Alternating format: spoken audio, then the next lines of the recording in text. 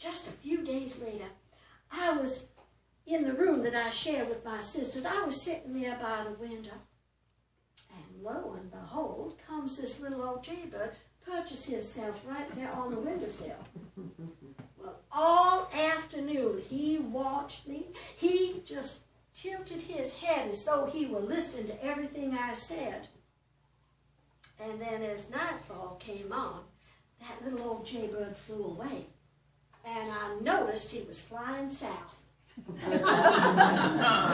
from that day on, I became a believer in Mammy Sally's stories. Now, as I say, I was a somewhat difficult child so far as my stepmother was concerned.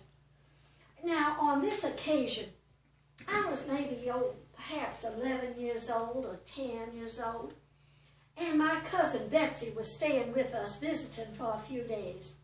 Now, at that time, it had just become popular and fashionable for ladies to be wearing hoops under their skirts. Oh, I wanted to wear hoops so badly. My stepmother said, "Mary Ann, you are much too young for such frivolity." Well, I was determined to have a hoop to wear. Now, as I recall, it was a Saturday afternoon. My cousin Betsy and I went on out and we cut some green willow branches, took them up to the bedroom, and there we sat long into the evening, weaving up some hoops to wear under our skirts. Well, the next morning, we came on down wearing those hoops under our skirts. Now, my stepmother, she'd always stand at the bottom of the staircase as the children came down to inspect us before we went off to church service. She stopped me. She said, "Mary Ann, where did you get that hoop that you're wearing under that skirt?" I replied smartly, "Betsy and I made them." The next question, "What did you make them out of?" Again, I replied smartly, "Green willow branches." I detected a little smile coming over my stepmother's face, and she waved us on out to the carriage. Well, now, as I recall, it was springtime there in Lexington, but there was still a mild chill in the air. And so that old stove at the church, why, it was right in the center aisle, and it was pumping out that heat.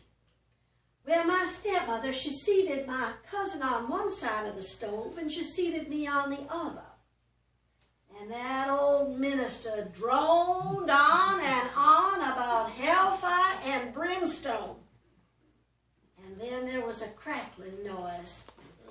And then the tearing of material. And the whole congregation had to turn to see what was going on in the Todd family. And there were those willow branches poking out from our skirts at all angles. And my stepmother just sat there with that little smile on her face. Well, that afternoon when we arrived back home, I can assure you that Mammy Sally had a different application for those willow branches. Well, now when I was 12 years old, my papa, with the help of my stepmother, I'm sure, decided that I should go on off to boarding school. I was sent to a boarding school there in Lexington, as my sisters were, Madame Mental's Academy for Ladies. Now, I was a very good student. Well, I was proficient in all the womanly arts, but I also studied mathematics, sciences, history, philosophy, languages, primarily French, Greek, Latin, and Italian. And oh, I love politics. Well, now my papa permitted us to come home only 2 days out of the year, Christmas Day and our birthdays. Well, once in a while, Papa would get a mite lonely for us, and so on this occasion, he said that Elizabeth and I could come on home for a few days. And in addition to that, Papa gave us permission on Saturday to go walk in the high street where all the shops were. Oh, I'm sure you've heard that shopping is one of my occupations. Well, we were strolling along the high street, and I came across this little shop, And there in the window was the most beautiful cornflower blue shawl, the most beautiful thing I'd ever seen, pure spun gossamer. Well, I marched right into that shop and told the proprietor that I would like to purchase the shawl. Well, he took the shawl out of the window, began wrapping it up, and then he inquired concerning payment. And I replied, "You may charge that to Mr. Robert Todd." Well, I took my parcel happily under my arm. The next morning, we were going off to church service, and I came down the stairs with that shawl on my shoulders. And, of course, Mrs. Todd stopped me. "Mary Ann, where did you get that shawl?" I replied smartly, "Papa bought it for me." Well, she marched me into my father's library. Papa was seated there reading a newspaper. Mrs. Todd asked, "Mr. Todd, did you purchase this shawl for Mary Ann?" My father looked up and shrugged his shoulders and said, "I suppose I did." You see, I wasn't exactly lying. Well, as I say, by the time I was 18 years of age, I had completed my studies down there at the academy, and my stepmother decided I should be moved on out of the nest. She pushed me all the way to Springfield, Illinois. You see, my older sister Elizabeth had recently married to Mr. Ninian Edwards. He is the son of the first territorial governor of Illinois. Oh, they have a lovely house there in Springfield. Well, now, I arrived in Springfield in 1837. Oh, there were many eligible young men there in Springfield, and many of those young men were courting me. In fact, one of those young men, why, he courted me quite steadily. He was a rising star in the political sky of Illinois. A gentleman by the name of Mr. Stephen A. Douglas.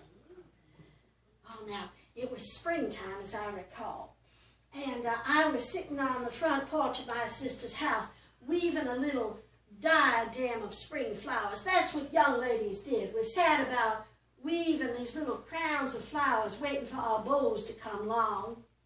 Well, along came Mr. Douglas. He said, "Miss Todd, would you please do me the honor of taking a little stroll with me?" I said, "I would love to take a stroll with you, Mr. Douglas, provided that you wear this diadem upon your head as we stroll." So there we were, strolling the streets of Springfield, and Mr. Douglas with that little crown of flowers upon his head.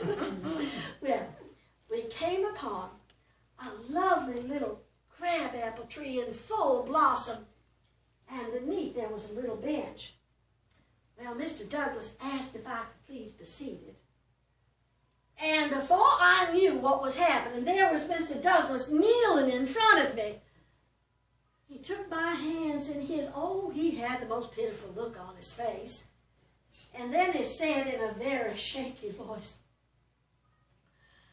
"Miss Mary Ann Todd, would you please do me the honor of becoming Mrs. Stephen A. Douglas?" For once in my life, I was speechless. I looked down at him and I said, "Sir, someday I shall be married to the President of the United States, but I shall not be Mrs. Douglas." Well, Mr. Douglas rose to his full height of 5 feet 6 inches, and we walked on back to my sister's house in absolute silence.